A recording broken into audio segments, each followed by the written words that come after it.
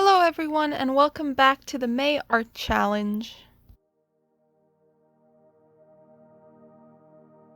So this channel called Boylai Hobby Time makes super cool dioramas and he has monthly art challenges which are super fun, so today I'm going to be making my entry for the month of May.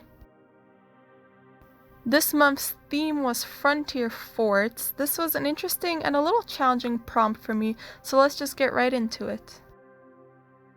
So my mind immediately went to space because a frontier fort is a military establishment trying to colonize an unknown area. And the biggest unknown in our world is space, and I also just thought it would be a cool idea and something that I've never really tried before. And I had an idea right off the bat. I thought it would be cool to create a space battle with a giant space alien biting one of the ships in half, then you would have a soldier looking at the scene through a giant window on his ship. However, I ran into an issue. Mainly, I just got stuck mentally on this project. I loved the idea and I could envision it so well, but when it came down to planning it out and getting the details down, I just couldn't do it.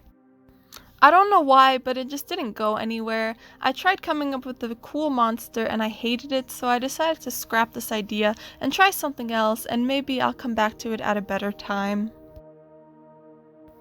My dad gave me this idea for a more simple design and layout. It is more simple and not as extravagant, but I felt like this was a better way to go so that I would actually end up liking the results and I wouldn't be disappointed in myself.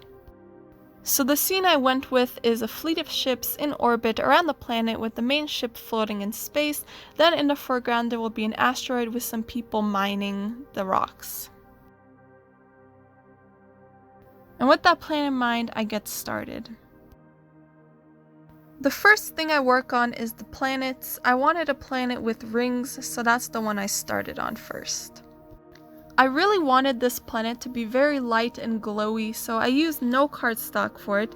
The main body of it is made from sketching paper with some tracing paper glued behind it.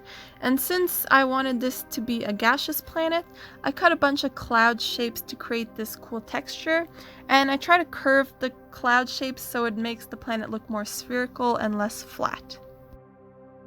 Then I glue some tracing paper to cover all the holes, and I cut some extra lines into the tracing paper as well, just to add some more texture and a little bit of detail. Then I take this planet and I glue it onto a blank layer with nothing on it. And moving on to the main planet, I wanted it to be darker and different, so I actually cut this planet from a normal layer of cardstock. And unlike the other planet, this one is solid, so I drew out some shapes to act as land and sea, or at least two different types of terrain of some sort.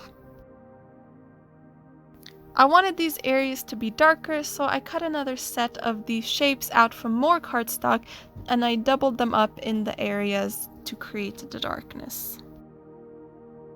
But then I thought it was looking too much like Earth and not an alien planet, so I take this sewing pin and I start stabbing a bunch of holes all over the planet to create even more difference between the two terrains. And then after that, I still thought it was too Earth-like, so I decided to add a layer of similar clouds as the other planet to differentiate it from Earth and to tie it in with the gas planet. Then I jump back to the gas planet and I make the ring for it out of some sketching paper, and I cut lines in the ring to create some details. And last but not least, for the planets, I wanted the atmosphere of the main planet to be very visible, so I glue a bit of tracing paper around the planet to depict that. And that's it for the planets for now, so I move on to the spaceships.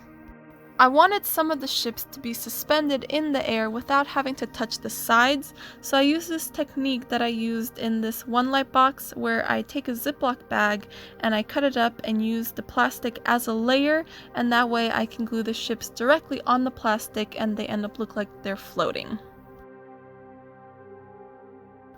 For the ship, I drew inspiration from satellites and the space station because honestly my imagination was not at its strongest right now, and I also wanted something that looked almost realistic, so I added a bunch of rectangles to emulate solar panels, and I added wires and other little details.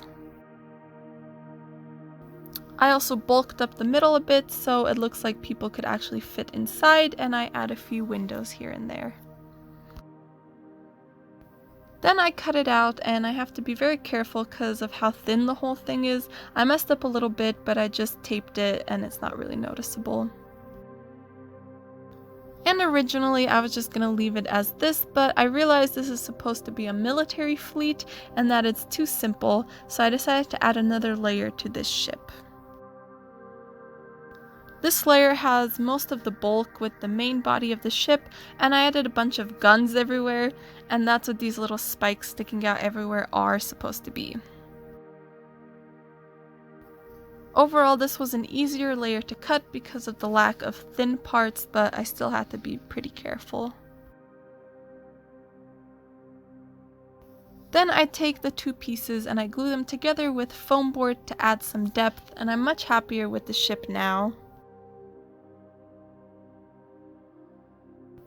So I just take it and I gently glue it onto the plastic layer, and it looks like it's floating in orbit around the planet. And that looks pretty nice, so now I move on to the little asteroid in the foreground. I knew I wanted some people mining away at the asteroid in the foreground, so that's exactly what I added. I have one astronaut mining away with a pile of rocks next to him, and another watching him work, and while I'm working on this part, I'll explain the story for this lightbox.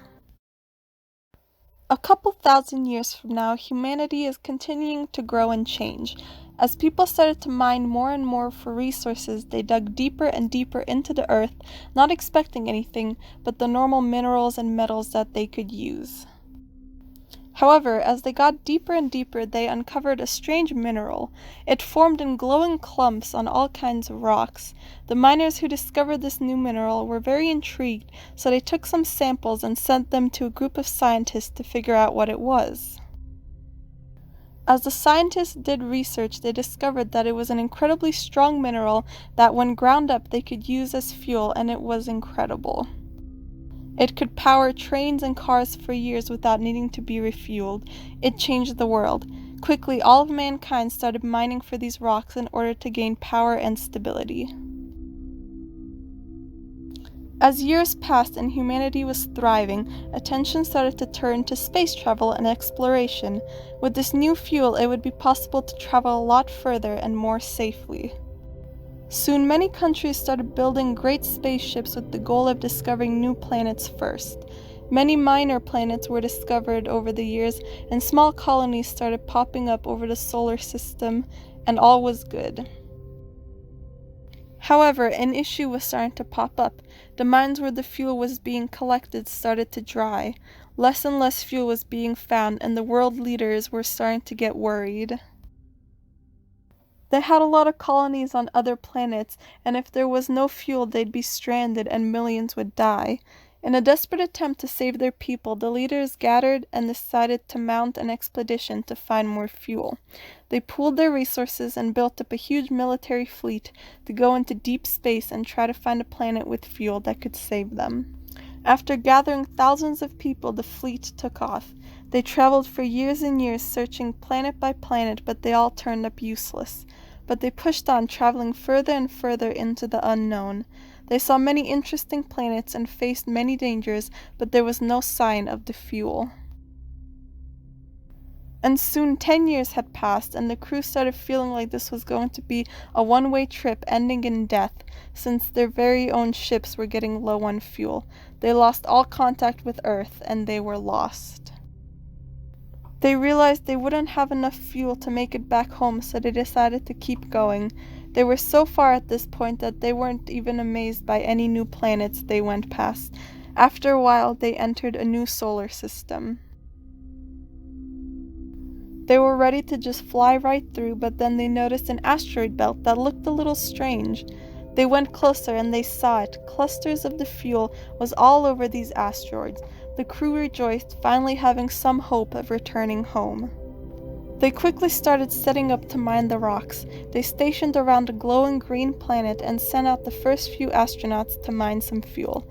There was finally some hope of returning home. So yeah, that's the story I came up with. I kind of wanted a happier ending for this lightbox. And as you can see, I already started on making the various spaceships that will be flying around. I didn't make too many because I didn't want to overcrowd the scene too much. And now that I have all the spaceships cut out, I go and glue them in place. The biggest ship goes on the plastic right by the main ship, one of them goes onto the ring of the gas planet, one comes in the foreground, and the others get scattered around here and there. Then looking at this lightbox, I felt like it was a little boring, so I decided to add this framing layer to add a little bit of pizzazz. And for the background, I wanted to have a space cloud like a nebula, so I cut a cloud shape out of sketching paper, and I took some tracing paper to cover the back as well. Then I went and added some little rocks onto the plastic to look like mini asteroids or debris. And now for the colors, I wanted this lightbox to be very colorful, but I had limited colors to work with. So I mixed a bunch of blues for space because I thought that making it pure black would be too dark. For the main planet I went with this green and then an almost yellow green, and for the gas planet I went with red and pink paper. And this looks quite ugly, but when I glue it in place it won't show, so that's fine. And now it's time to assemble. I created a lot of space between these layers by doubling up on foam board strips a lot. For the rings of the planet, I glue one half of it behind and the other in front of the planet itself to create a little bit of dimension. Otherwise, it was pretty simple.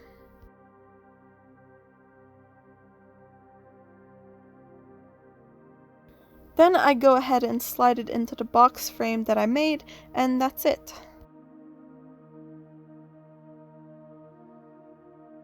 I just go and I place it in front of a lamp, and here it is. And I kind of hate how it looks. It was disappointing because I really thought the colors would be super cool, but it just looks bad to me. I hated that blue and the colors just looked very messy. And originally I was just gonna leave it and accept that I didn't like it, but then I got an idea to fix it. I got some black cardstock and cut out the shape of the sky and put it behind, and I like that so much better because space is black and it wouldn't make sense for it to be blue, and it darkened the whole thing up, but that makes more sense to me and I wish I would have thought of this sooner.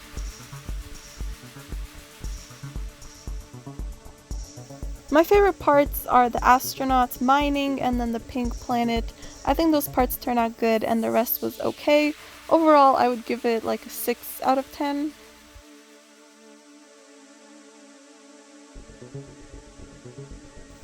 But yeah, let me know if you like the blue or black version better, and I will see you next time. Bye!